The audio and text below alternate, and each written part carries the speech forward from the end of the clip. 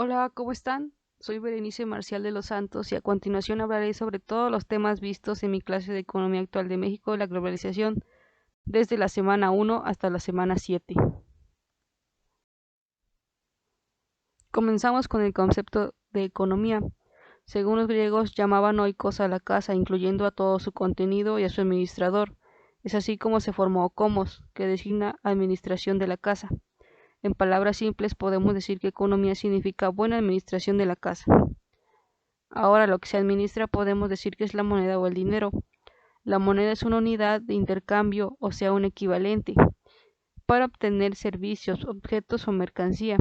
La diferencia entre objeto y mercancía es que para que el objeto sea considerado mercancía, se debe vender y debe ser aceptado en el mercado.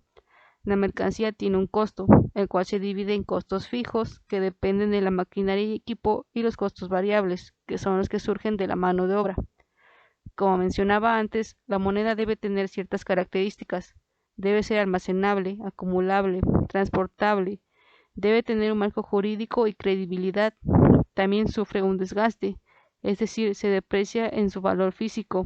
Es a lo que llamamos devaluación.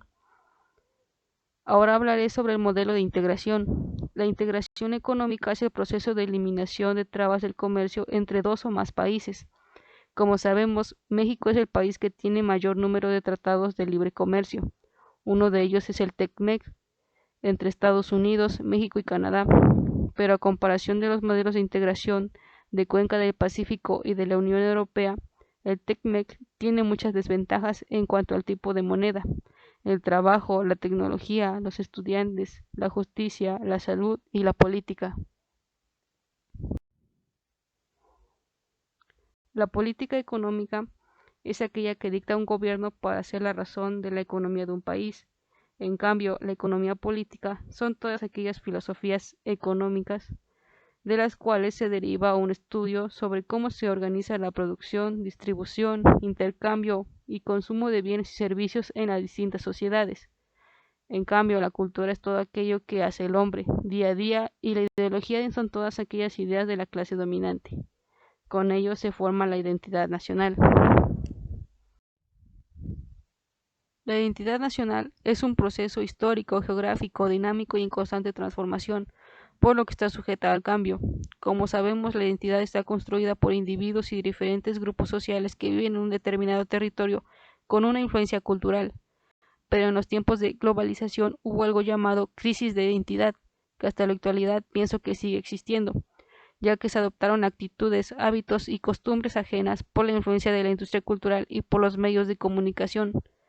La globalización, aparte de ser un auge en las tecnologías de la comunicación y de la ampliación de los mercados, también fue un proceso que tuvo un impacto importante en la sociedad, no solo en lo económico, sino que también en lo cultural, ya que con los medios de comunicación se obtuvieron otros gustos, pensamientos y valores, y esto ayudó a que las personas se identificaran con algo nuevo y reconstruyeran su identidad.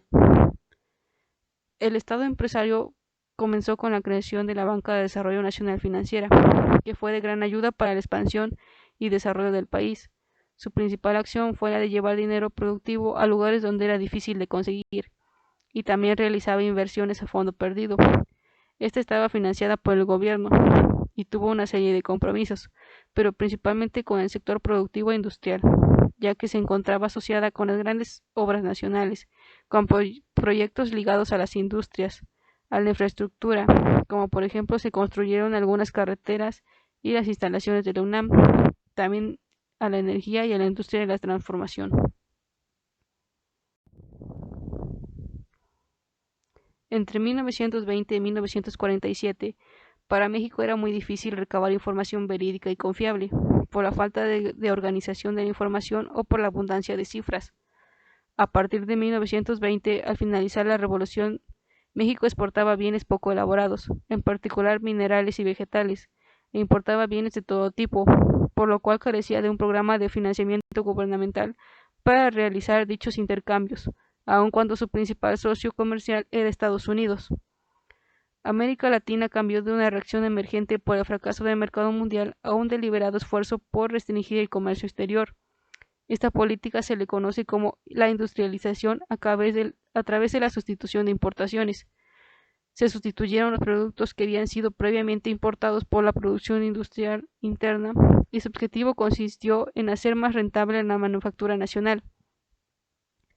A partir de 1947, cuando inició de manera formal la era de la sustitución de importaciones, al introducirse las licencias de importación, su canasta de exportaciones se había diversificado e incluía una mayor proporción de ganado y manufacturas, por lo cual había una dependencia absoluta del mercado estadounidense. La evolución del valor del comercio exterior de México quedó registrada en diversas fuentes de tres tipos. La primera de ellas es la documentación generada por las instancias de gobierno mexicano. La segunda fue la que se difundió por instancias internacionales de aquella época, principalmente por Gran Bretaña y Estados Unidos, y la última fuente fue la elaborada por los estudiosos del tema. Las cuestiones del milagro mexicano no salen por cuestión de suerte o simplemente porque a alguien se le ocurrió. Las cuestiones precisamente del milagro mexicano se dan por el tema de las trayectorias académicas que tienen las cuestiones estructurales y sociales de las sociedades mexicanas en relación al gobierno, es decir, hablamos de la formación académica de sus actores políticos, la conformación político-intelectual. Pero también en la academia misma van a existir intelectuales orgánicos e inorgánicos. Los orgánicos van a ser las personas que van a estar pagadas por el gobierno, ¿sí? Para que les hagan sus leyes, para que les hagan sus acuerdos, para que en sí muevan a la sociedad en pro de sus políticas. Sí, es decir, no es que un político o un diputado llegue y todo lo sepa. Es decir, ellos tienen una serie de asesores con una formación muy sólida en relación a sus ideas. Y los intelectuales inorgánicos son las personas que se oponen al régimen y por tanto ellos establecen una serie de redes opositoras, las cuales les permiten como oposición en contra de todo esto. La lectura de las trayectorias académicas de Susana Saylor García nos habla sobre el proceso de constitución sobre el social de los académicos y lo divide en 3 ciclos. 2 de ellos se han cubierto, pero el tercer ciclo aún se sigue cursando. Bueno, el primero de ellos abarca de 1910 a 1950. Comienza con la Revolución Mexicana, con la fundación de la Universidad Nacional de México y acaba hasta el llamado desarrollo estabilizador. El segundo ciclo es de 1950 a 1982. Comienza con el apogeo del milagro mexicano, con la construcción de Ciudad Universitaria y culmina en el año en que se comienza a estacionarse la matrícula estudiantil. Aquí identificamos que los académicos entrevistados provienen de 3 grupos sociales. Los primeros son los alguien que eran algo en la vida. Se trata de quien en esa época tenían ya una posición establecida como profesionales liberales de la capital del país o de ciudades y pueblos pequeños. El otro grupo son los que nadie que era nada y que heredan la desestructuración total de posiciones. Y el último grupo fue llamado a medias. El tercer y último siglo comienza en 1982 desde el arribo de la crisis generalizada y este aún no culmina.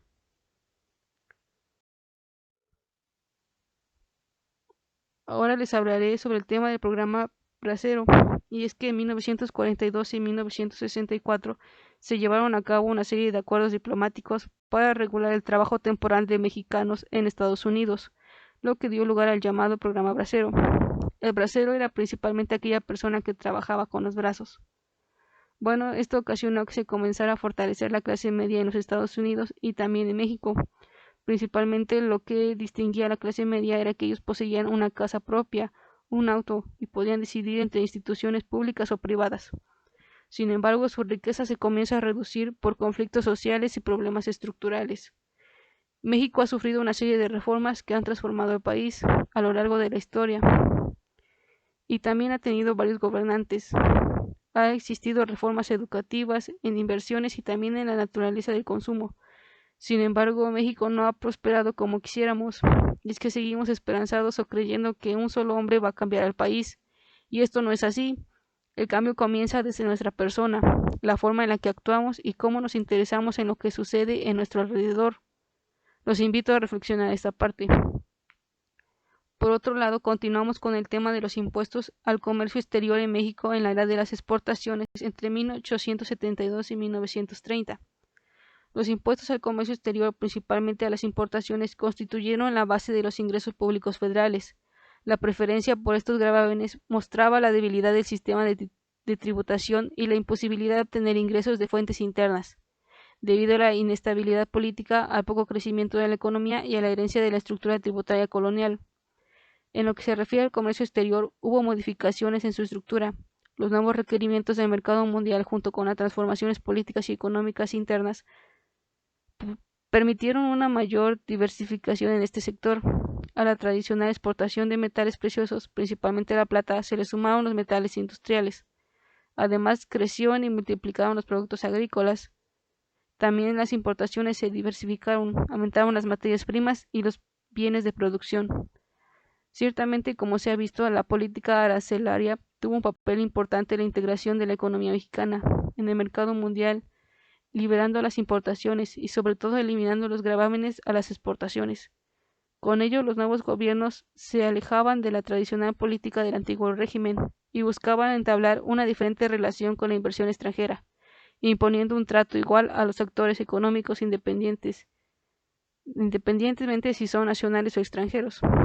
Se observa así durante el periodo de 1872 a 1930 una tendencia a la baja de los impuestos provenientes del comercio exterior y también una disminución de su importancia en el conjunto de los ingresos federales, lo que indica que existió en los gobiernos de esos años, tanto de la primera como de la segunda etapa, la preocupación de no depender solamente de estos ingresos y buscaron fuentes alternativas de ingresos internos, como el impuesto del timbre y el impuesto sobre la renta.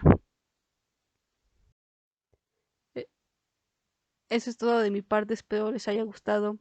Nos vemos la próxima semana.